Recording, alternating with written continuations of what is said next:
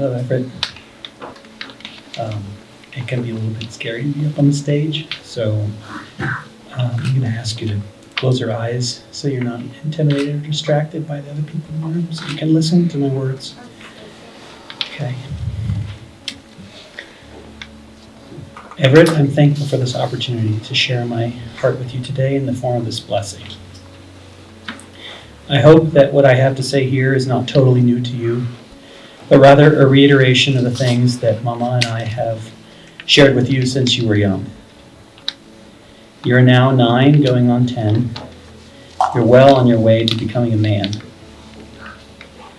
You are now more than halfway through your time in our household.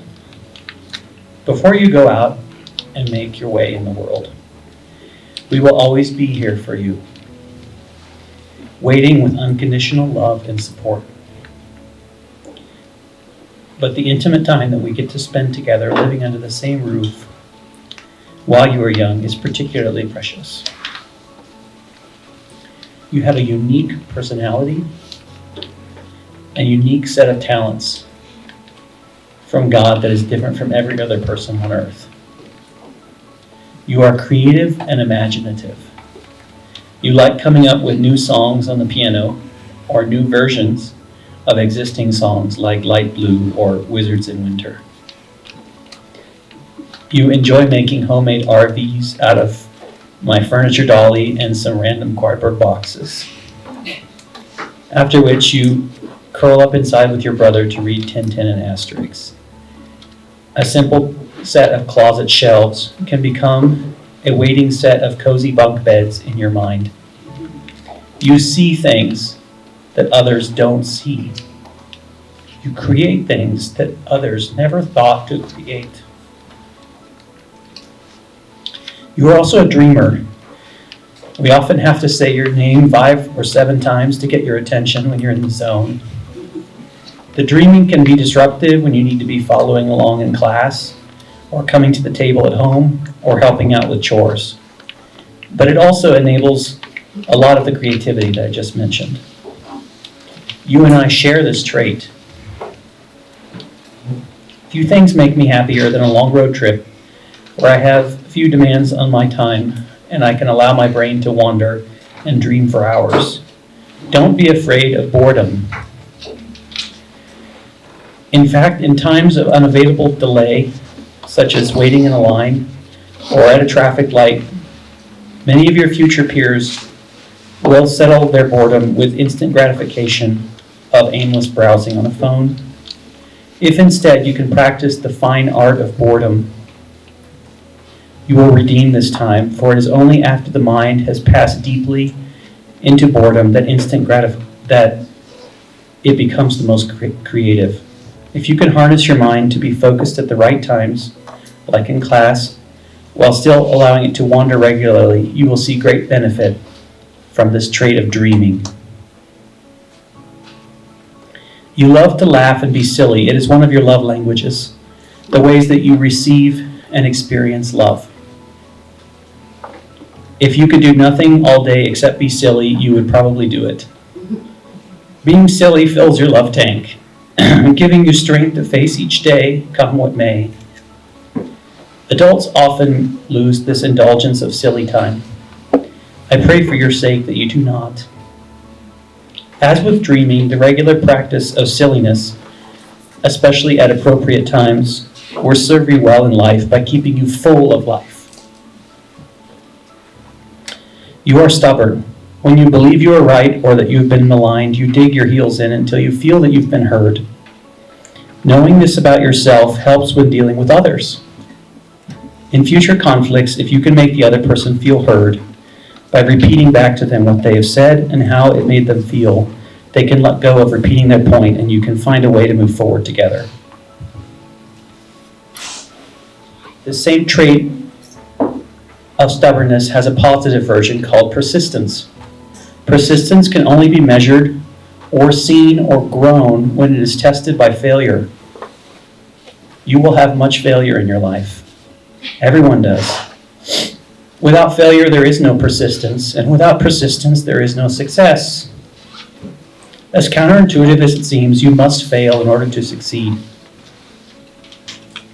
Knowing that failure must come makes enduring the failure more palatable, even if you are incapable of seeing it in the moment, how that failure could possibly lead to success. You often look to others for acceptance and sometimes would do almost anything to fit in and be accepted. I understand this, as it is another trait that we share. If you surround yourself with friends that strive after the world, this desire will lead you astray. However, if you surround yourselves with friends that strive after God, this desire to fit in will become an asset. Ultimately, this striving after acceptance is a hole in Everett's heart that only God can fill. Even Mama and Baba cannot fill this hole, no matter how we try.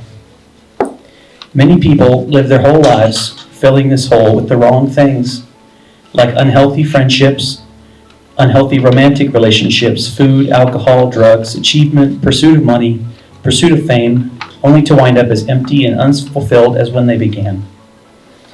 If you can manage to place God on the throne of your life, which is to make him the first priority in your life, and allow him to guide your decisions, and let his love fill your heart, two positive things will happen. First, your heart will be full. And secondly, it will stay full because God's love can pass the test of time. You need to look no further than God to be loved. And you don't need to do or be anything to be enough for him. My blessing for you today, Everett, is that you will always know what to put on the throne of your life and what to fill the hole in your heart with. Just know that if you ever mess up, we will always be here for you with unconditional love. And we'll help you to work through life's troubles. I love you. I just have a quick, Everett and I are both visual learners, so I just have a quick visual demonstration of this that I hope will cement it in Everett's memory.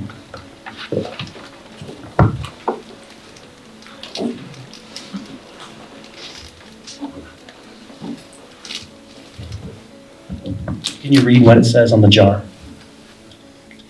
It looks like a person that says on a chair and has a crown on and says throne of your life. What's it say on the other side? Hold in your heart.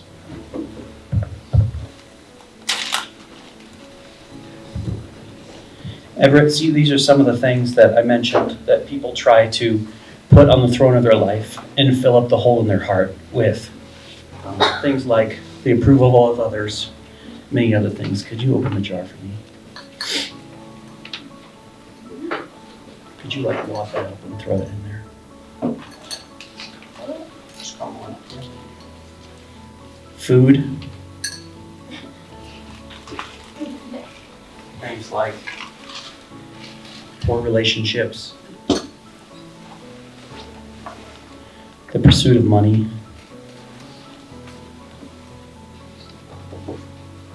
alcohol and drugs,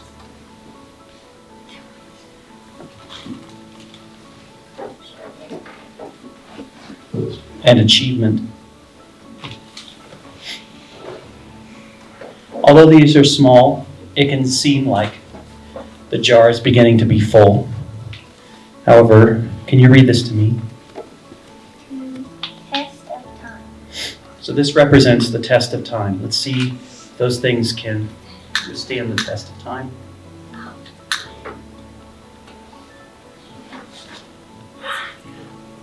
Have you hold it up in the air? Just in the chair. Hopefully it won't set off the fire alarm. They don't really hold up. Dump that into here. This is dangerous.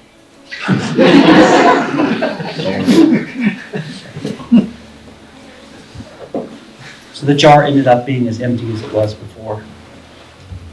But there's something else you can fill your jar up with. You can put God on the throne of your life and let His love fill the hole in your heart. Can you hold the jar? Hopefully we don't make a mess here. It's going to get heavy.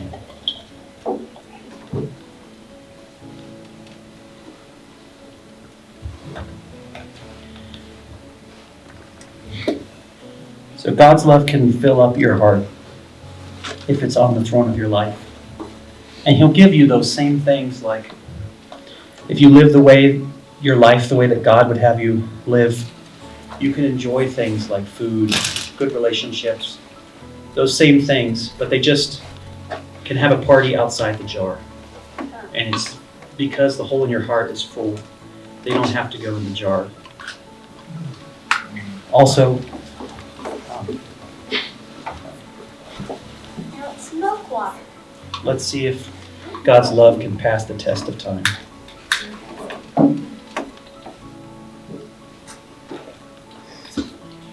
What do you think?